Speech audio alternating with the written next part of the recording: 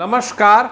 जैसा कि आप लोगों को बोर्ड पर स्पष्टतः दिखाई दे रहा होगा कि आज हम अपने कक्षा में पूर्णतः नंबर सिस्टम, जो चैप्टर है नंबर सिस्टम, जिसके तहत हम लोगों ने एलसीएम पढ़ा, उसी सेक्शन के अंतर्गत एचसीएफ पढ़ा, दोनों से मिले जुले सवालों को समझा। आज हम नंबर सिस्टम के तहत एक ग्राफ के माध्यम से, एक चार्ट के माध्यम से उसके तमाम प्रकारों को फिंगर टिप पर समझेंगे, याद रखेंगे, क्योंकि परीक्षा के दृष्टिकोण से यह अत्यंत महत्वपूर्ण एवं आवश्यक माना जाता है। तो चलिए, हम आ चुके हैं आज के वर्ग कक्ष में, जिसमें हम पूर्णतः चर्चा करेंगे नंबर सिस्टम की, हम पूर्णतः चर्चा करेंगे इसके प्रकार की, हम पूर्णतः इसको हिंदी और अंग्रेजी दोनों में समझने के लिए, हिंदी और अंग्रेजी दोनों में समझने के लिए मैंने इस चार्ट को बनाया है। चार्ट के बाद जो टर्म्स है उसका हिंदी में भी नामकरण किया है। चलते हैं, समझते हैं।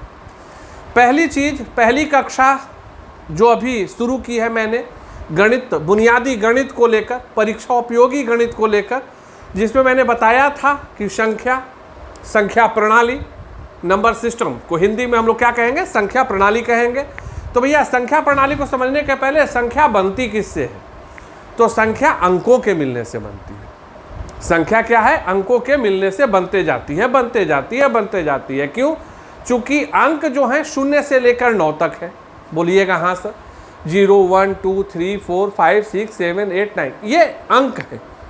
अब इन अंकों को ही अगर पकड़ कर रखा जाता तो सिर्फ 9 + 1 रहता मेरे पास, लेकिन इन अंकों को मिला मिलाकर संख्याएं बनाई गई और बाद में वो संख्याएं इतनी मजबूत हुई कि एक कॉन्सेप्ट मैंने आपको बताया था, कोई भी बड़ी से बड़ी संख्या में 1 जोड़ दो, आगे की संख्या निकल जाएगी, जिसके कारण कि सबसे बड़ी संख्या किसको कहा जाता है? अनंत को, मतलब जिसका कोई अंत ही नहीं है, इसमें सबसे बड़ी कुछ होगा नहीं।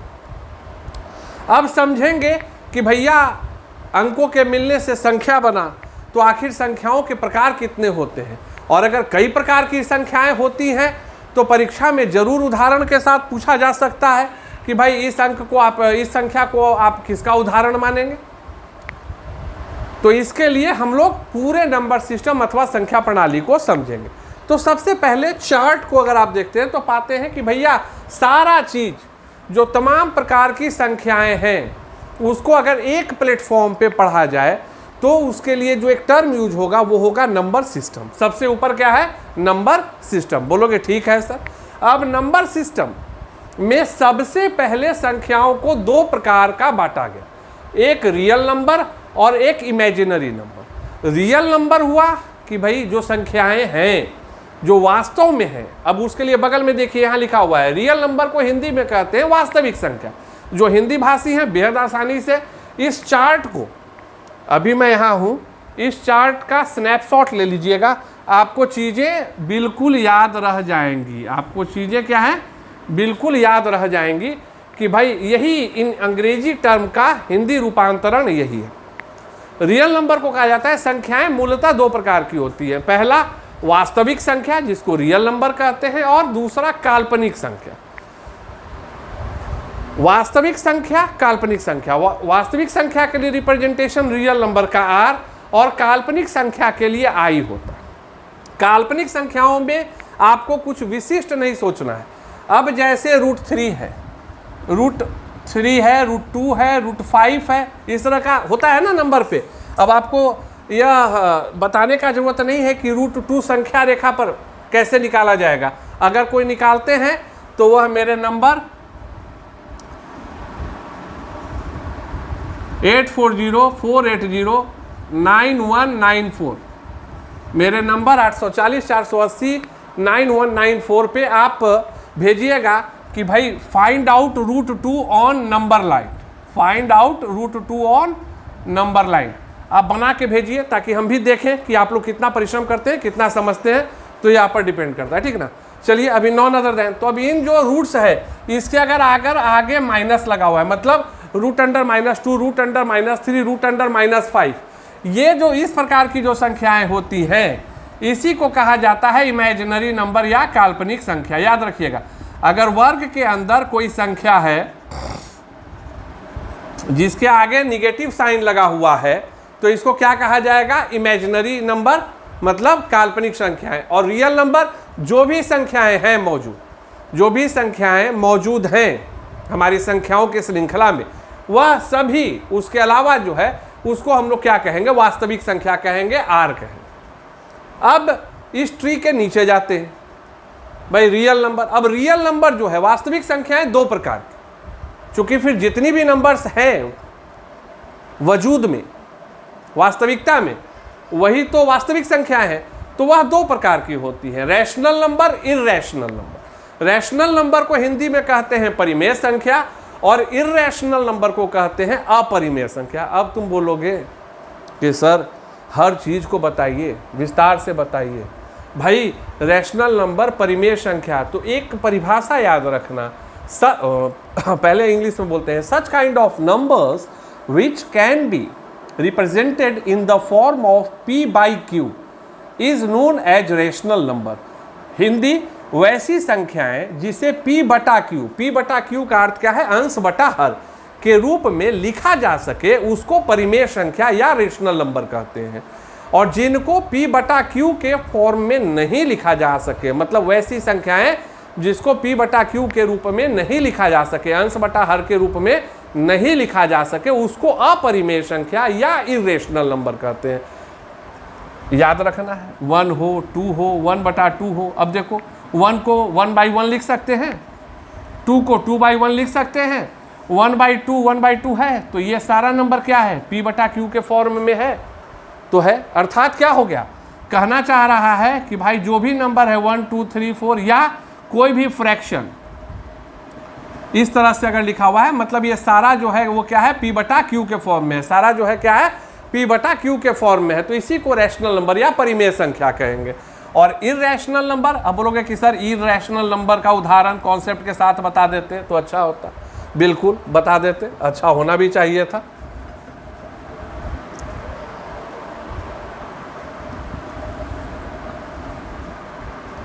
रूट 2, रूट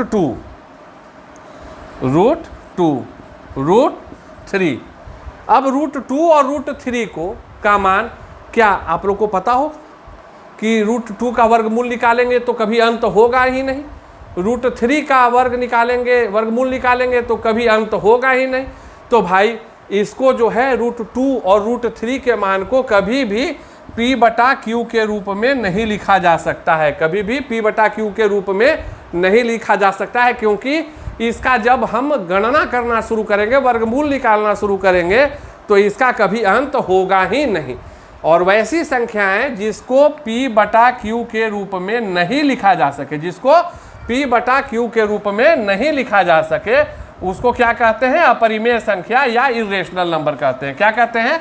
अपरिमेय संख्या या इर्रेशनल नंबर कहते हैं। इस चीज को याद रखना। बोलोगे ठीक। अब रुकना है और यहीं पर शिक्षक की भूमिका है। अब हम नीचे बढ़ते जाएं। अरे रुकिए भाई, सबको एक बेस में लेके चलना है। अब जो रियल नंबर है और जो इमेजिनरी नंबर है, मतलब जो संख्याएं होती हैं, जिन संख्याओं को हम काल्पनिक तौर पे व्यक्त करते हैं, उन दोनों को मिलाकर जो नंबर बनता है उसको कहते हैं कॉम्प्लेक्स नंबर। उसको कहते हैं कॉम्प्लेक्स नंबर, मतलब जटिल संख्या। तो मतलब क्या है? अब रियल नंबर क्या है भाई? 2 रियल नंबर है। बोलोगे हाँ है, चूंकि 2 है रियल नंबर।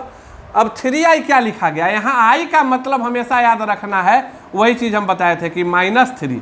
अगर ये है तो मतलब क्या हो गया? i3। ये है मतलब क्या हो गया? -3। तो इस चीज को याद रखना है कि अगर वैसी संख्याएं जिसको a + ib, जहां i = √(-1) होता है, अगर उस फॉर्म में, उस रूप में कोई संख्या है तो वो कॉम्प्लेक्स नंबर है। तो अगर आपसे पूछता है कि फाइंड आउट और in the following numbers which one is an example of complex number, अगर सवाल फिर से सुनिएगा, अगर सवाल आपसे पूछा जाता है कि दिए गए संख्याओं में कौन सी संख्या कॉम्प्लेक्स नंबर का उदाहरण है, which one is an example of complex number. तो अगर 2 + √(-3) लिखा हुआ है या 2 + i3 लिखा हुआ है, इस दोनों में अगर किसी भी प्रकार की संख्या लिखी हुई है तो उसी संख्या के लिए टिक लगाएंगे कॉम्प्लेक्स नंबर पे, उसी संख्या के लिए टिक लगाएंगे कॉम्प्लेक्स नंबर पे। मतलब अगर कहीं नंबर सिस्टम में i दिख गया, अगर कहीं नंबर सिस्टम में i दिख रहा है और उसमें अगर आपको सेलेक्ट करना है, कहीं कुछ मत जाइए, i देखिए, कॉम्प्लेक्स नंबर पे टिक मारिए, नंबर आपका कंफर्म हो जाएगा कि वो सही है। तो ये हो गया इमेजिनरी नंबर, और रियल नंबर के मिलने से बनने वाले नंबर को क्या बोलते हैं, कॉम्प्लेक्स नंबर। ठीक है सर, अब ये लेवल कंप्लीट हो गया। अब रेशनल नंबर, जिसको कि परिमेय संख्या कहते हैं, मतलब वैसी संख्या जिसको p/q के रूप में व्यक्त किया जा सकता है, वैसी संख्या जिसको p/q के रूप में व्यक्त किया जा सकता है, वैसी संख्याओं को दो भाग में बांटा गया, इंटीजर्स और फ्रैक्शन। इंटीजर्स और फ्रैक्शन, इंटीजर्स को कहते हैं पूर्णांक और फ्रैक्शन को कहते हैं भिन्न। अभी मैंने आपको बताया था कि भाई, अभी मैंने आपको बताया, एक सेकेंड, अभी मैंने आपको बताया कि 2, 3 आधा, 2, 3 हाफ, ये सभी क्या है, ये सभी एक तरह से रेशनल नंबर है। क्यों? क्योंकि उसको p/q के रूप में व्यक्त किए थे ना, 2/1, 3/1 या 1/2। तो अब इसमें जिसमें हर कुछ नहीं है, मतलब जिसका हर एक है, जिसका हर एक है, मतलब if in p/q q is equal to 1, then अगर p/q, अगर संख्या, कोई संख्या ऐसी है जो p/q के तौर पे लिखी गई और q का मान 1 है, अगर q का मान 1 है तो उस संख्या को क्या कहेंगे, इंटीजर्स कहेंगे, पूर्णांक कहेंगे, पूर्ण संख्या। 1, 2, 3, 4, 5, 6, ये क्या संख्या है, पूर्ण संख्या। ये क्या संख्या है, पूर्ण संख्या है।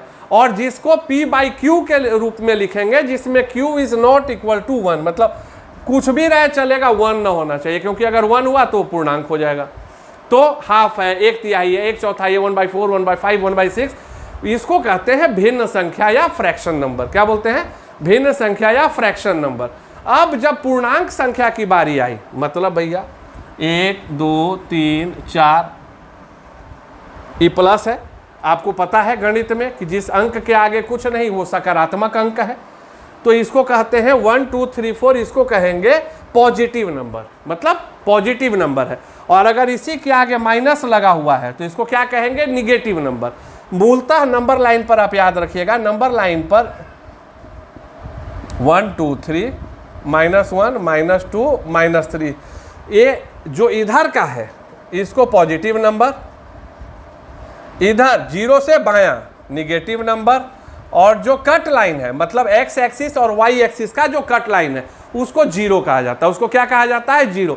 मतलब पूर्णांक के लिए एक संख्या रेखा है, ये x एक्सिस है, ये y एक्सिस है, और जहां एक दूसरे को कट किया परपेंडिकुलरली वो 0, 0 के दाहिने तरफ पॉजिटिव साइन होता है और 0 के बाएं तरफ निगेटिव साइन होता है। तो इधर पॉजिटिव नंबर, इधर निगेटिव नंबर, और जो दोनों का x एक्सिस y एक्सिस का कट लाइन है that will be considered as 0।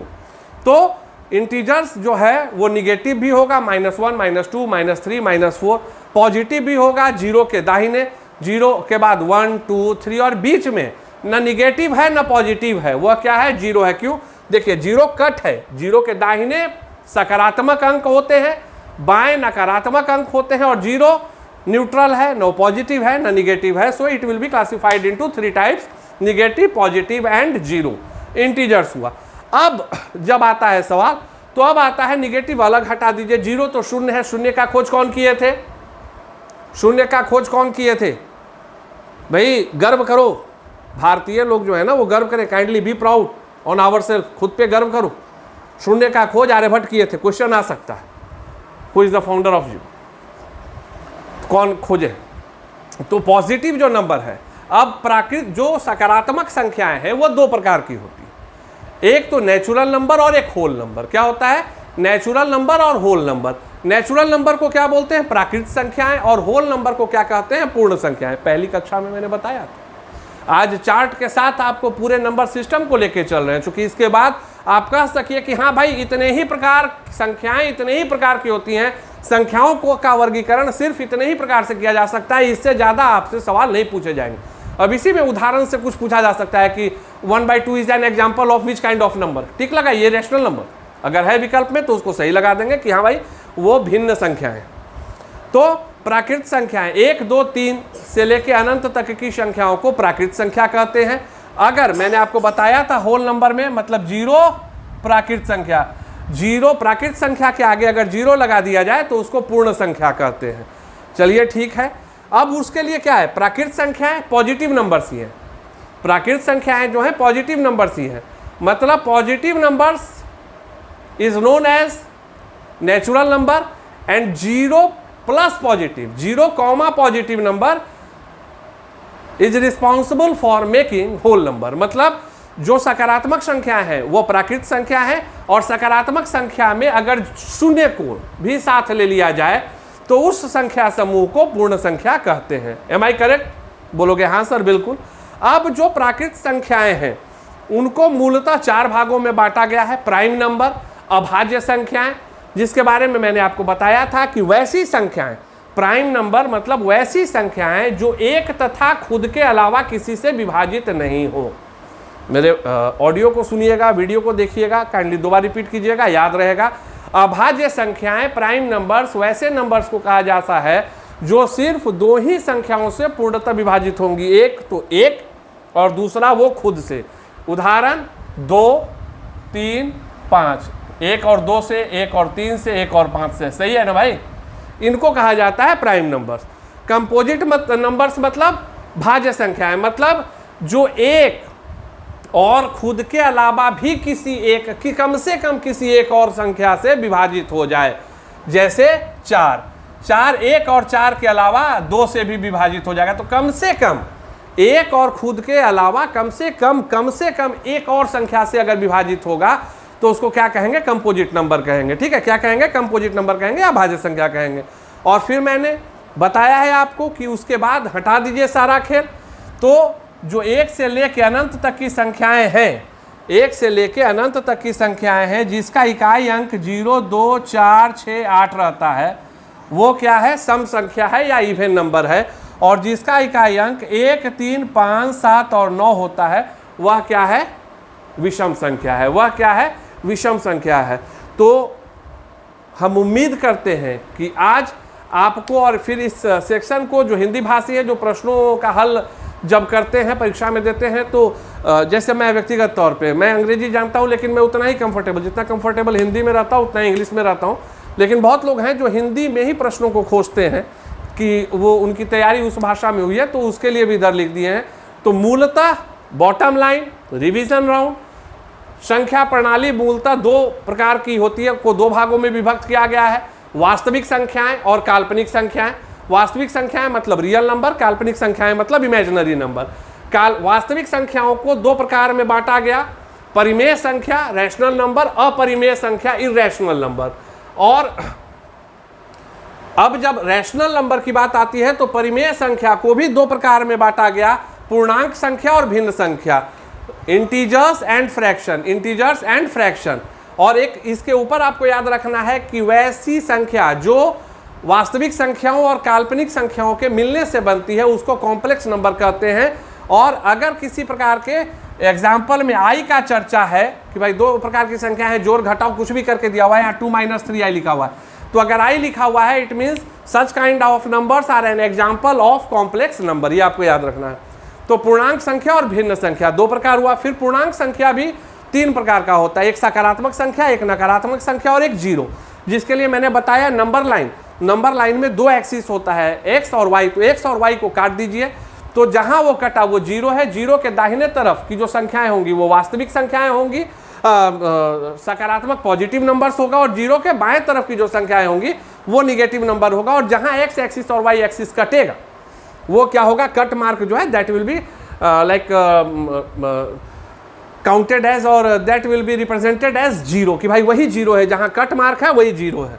ठीक है। अब जो सकारात्मक संख्या है वह नेचुरल नंबर होता है, जिसमें कि अगर 0 को जोड़ दिया जाए तो वो होल नंबर होता है, जो इस ग्राफ से स्पष्ट है कि पॉजिटिव नंबर प्लस 0 अगर उसके ग्रुप को लिखा जाए then that will be an example of whole number. अब जो नेचुरल नंबर है, प्राकृत संख्या है, वह मूलतः अभाज्य संख्या, प्राइम नंबर, भाज्य संख्या, composite number, even and odd, मतलब सम और विषम संख्याओं में बनाया गया है। यह चीज़ें जो हैं आपके लिए सरलता के साथ रिप्रेजेंट की गई हैं। अब देखिए एक छोटा सा चीज़ है, जो छोटा सा सेगमेंट, जिसके लिए मैं अब अगली कक्षा को मैं नहीं लेना चाहूँगा। यहाँ तक आप अगर पिक्चर होगा तो ठीक है, otherwise you can take the snapshot, या स्टार्टिंग में मैं वीडियो में नहीं था, पॉज करके स्क्रीनशॉट ले लीजिए। ये आपको याद रखने के लिए अत्यंत महत्वपूर्ण है। अब परीक्षा के लिहाज से मैं दो तीन जो प्रश्न सामान्यतः पूछे जाते हैं उसको लेकर मैं बता देता हूँ। भाग, ये पूछा जाएगा कि हाँ ये नंबर इससे कटेगा कि नहीं। तो एक चीज़ याद रखिएगा, एक से सारे नंबर कटते हैं, एक से सारे नंबर कटते हैं। 2 से कटने के लिए जरूरी है कि इकाई अंक 0, 2, 4, 6, 8 हो। 2 से कटने के लिए जरूरी है, मतलब जो परीक्षा में 2-4 इंपॉर्टेंट क्वेश्चन आते हैं, अब उसके लिए जो है लोग काफ़ी परेशान होने लगता है, तो उसमें समय न लगे इसके लिए मैं बता रहा हूँ जो बहुत इंपॉर्टेंट है एग्जामिनेशन के व्यू से। 1 से सारा नंबर कटेगा। 2 से अगर कोई संख्या दिया हुआ है कि ABC 2 से पूर्णतः विभाजित होगा कि नहीं, तो उसके लिए कुछ करना नहीं है। हमको देखना है कि C जो है 2, 4, 6, 8 इसमें से अगर कोई भी है 0, तो वह संख्या 2 से विभाजित होगी। 3 से विभाजन का नियम है कि अगर कोई भी संख्या दिया हुआ है, कितनी भी बड़ी संख्या दी गई है, तो आप क्या कीजिए कि उन सभी संख्याओं को जोड़ दीजिए। अगर सभी संख्याओं को जोड़ दीजिए और अगर वह जोड़ने के बाद 3 से विभाजित है, मतलब वह संख्या 3 से विभाजित होगी। जैसे 3, 3, 6, 3, 3। अब इतनी बड़ी संख्या है, अब हम इसको भाग लगा के नहीं देखेंगे, इसको भाग लगा के नहीं देखेंगे। अगर ये पूछा जा रहा है कि भाई इससे 3 पूर्णतः 3 इससे पूर्णतः इसको पूर्णतः विभाजित करेगी कि नहीं, तो मैं इसको सिर्फ जोड़ लेता हूँ। 3, 6, 9, 12, 12, 6, 18, कितना हुआ? 3, 6, 9, 12, 6, 18। 18 के बाद फिर 8 + 1 कितना हुआ? 9। एकदम सिंगल यूनिट में ले आओ, 3 × 9, मतलब यह संख्या 3 से विभाजित तो होगी। इसके लिए कुछ करने का जरूरत नहीं है। और यही 3-4 बेसिक क्वेश्चन आते हैं।